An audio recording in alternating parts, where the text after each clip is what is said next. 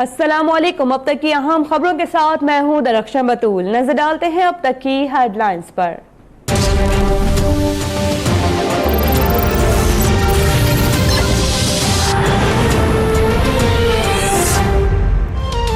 इस्लामाबाद में गाड़ी की टक्कर से नौजवान अतीक की जान लेने वाला अमरीकी सफारतकार वतन वापस रवाना। मिलिट्री अताशी कर्नल जोसेफ नूर खान एयरबेस से खुसूसी तैयारी के जरिए रवाना हुआ।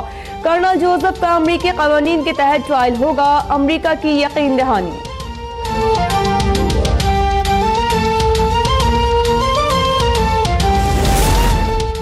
मकबूजा बैतुल मकदस में अमरीकी सिफारत खाने के क़याम का फलस्तीनियों के लहू से जश्न। सेहूनी फौज ने बच्चों और खवातीन समेत 52 फलस्तीनियों को शहीद कर दिया।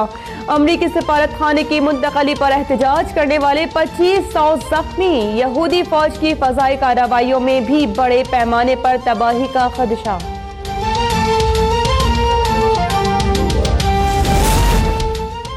फलस्तीनियों की नस्ल कुशी पर सदर महमूद अब्बास का 3 रोजा शोक का ऐलान। कहा कि अमरीका ने साबित कर दिया कि वो सालसी के लिए काबिल भरोसा नहीं। हमास का इसराइल के खिलाफ जिद्दोजहद तेज करने का ऐलान। जनूबी अफ्रीका ने एहतजाजन इसराइल से अपना सफीर वापस बुला लिया। अमरीकी सिफारत खाने की मुंतकली और इसराइली मजालिम पर मुस्लिम उम्मह में तशवीश की लहर। तुर्की और शाम में मुजाहरे, हजारों अफराद की शिरकत। पाकिस्तान ने अमरीकी इक़दाम आलमी क़वानीन और अक़वाम मुत्तहिदा की करारदादों की खिलाफ वर्जी करार दे दिया। सऊदी अरब का फलस्तीनियों की हिमायत जारी रखने का ऐलान।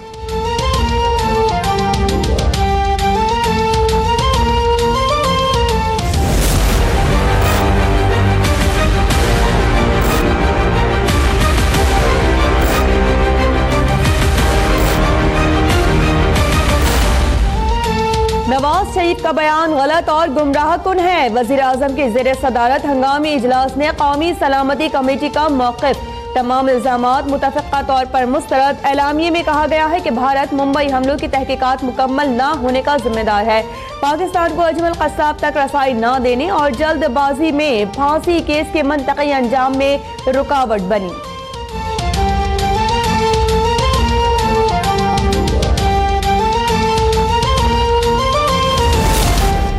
वज़ीर आज़म की कौमी सलामती कमेटी में नवाज शरीफ के बयान की मजम्मत और बाहर आकर वजाहत। नवाज शरीफ से मुलाकात के बाद शाहिद खाकान अब्बासी ने कहा कि नवाज शरीफ ने कभी नहीं कहा हमलावर पाकिस्तान से गए थे।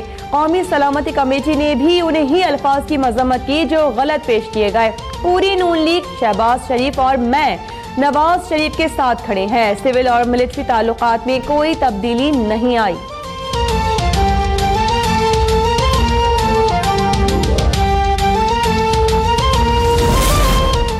मुझे गद्दार कहने वाला खुद सबसे बड़ा गद्दार है। एक कौमी कमीशन बनाया जाए, मुझे और मुखालिफिन को बुलाया जाए, जो भी मुजरिम साबित हो उसे सरेआम फांसी पर लटकाया जाए। नवाज शरीफ का बुनेर में जलसे से खिताब। अदालत में पेशी पर कहा कि अपने बयान पर कायम हूँ, चाहे जो कुछ भी सहना पड़े, हक बात करूंगा।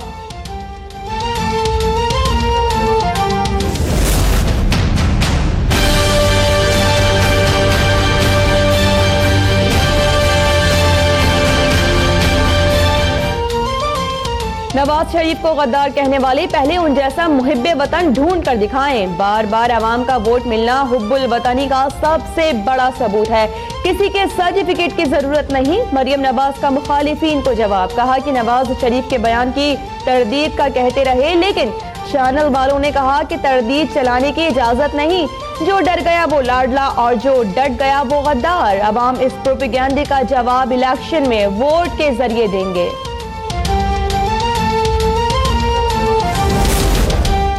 पाकिस्तानी फौज को घेरने की आलमी साजिश हो रही है। नवाज शरीफ के बयान से भारत को मदद मिलेगी। मुतनाज़े बयान पर नवाज शरीफ का नाम ECL में डालकर गद्दारी का मुकदमा चलाया जाए।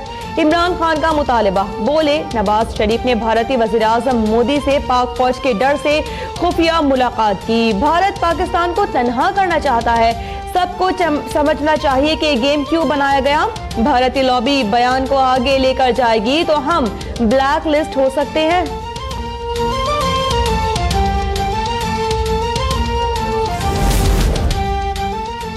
नवाज शरीफ ने कोई नई बात नहीं की, ये वही बातें हैं जो रहमान मलिक ने बतौर वजीर दाखिला की थी। राना सनाउल्लाह का बयान। रहमान मलिक कहते हैं, मुंबई हमलों में भारतीय एजेंसी रॉ मुलविस है। आपने दौरे वजारत दाखिला में नॉन स्टेट एक्टर्स का जिक्र किया था।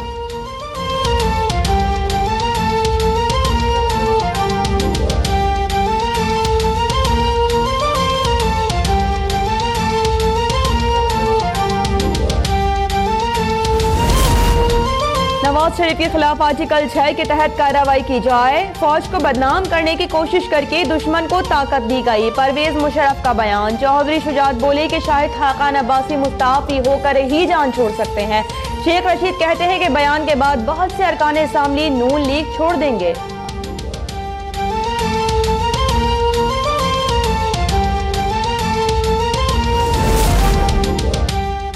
नवाज शरीफ के मुतनाज़ बयान के खिलाफ फैसलाबाद, मुल्तान और जहलम समेत मुख्तलिफ शहरों में एहतजाज। साबिक वज़ीर आज़म के खिलाफ सिंध और पंजाब असम्बली में करारदादें। कौमी असम्बली में तहरीक इल्तवा जमा। वज़ीर आला बलूचिस्तान कहते हैं कि नवाज शरीफ जैसा बयान कोई मुहिब्बे वतन नहीं दे सकता।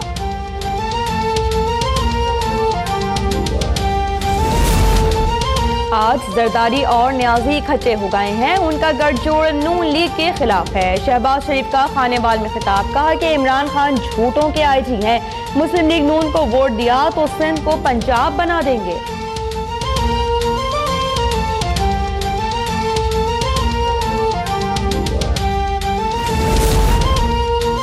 पंजाब का 1900 अरब रुपए का ज़िमनी बजट पेश कर दिया गया। सूबाई वज़ीर खजाना आयशा गौस पाशा की बजट तकरीर के दौरान अपोजिशन ने अवाम सर पर उठा लिया।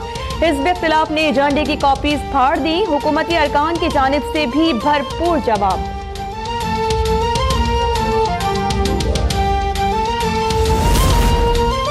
बलूचिस्तान का आइंदा माली साल के लिए 3 खरब 52 अरब से जायद का बजट पेश। सरकारी मुलाजमीन की तनख्वाहों और पेंशन में 10% इजाफा। तालीम और सेहत के शोबों को तरजीह दी गई है।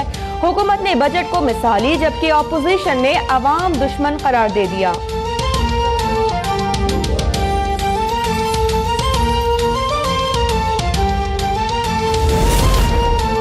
यूटिलिटी स्टोर्स पर आटा, घी, कुकिंग ऑयल, चीनी, दालें, बेसन, सस्ता चावल, मशरूबात, चाय और मसाला जात की कीमतें में भी कमी। हुकूमत ने 1 अरब 73 करोड़ रुपए के रमजान पैकेज का ऐलान कर दिया। ज़कात कटौती के लिए निसाब 38,000 रुपए मुकर्रर। यकुम रमजान को सेविंग अकाउंट से 2.5% की शरह से ज़कात काटी जाएगी।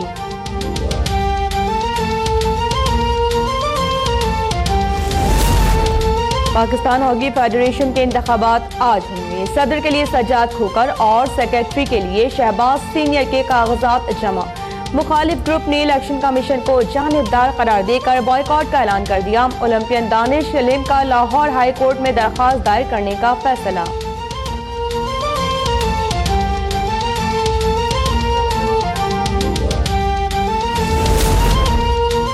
पाकिस्तान के खिलाफ वाहिद टेस्ट में आयरलैंड की बैटिंग संभल गई। पहली इनिंग्स में 130 रन पर आउट होने के बाद दूसरी इनिंग्स में 250 से ज्यादा रन बना लिए। मेजबान टीम की 139 रन की बढ़तरी हो गई।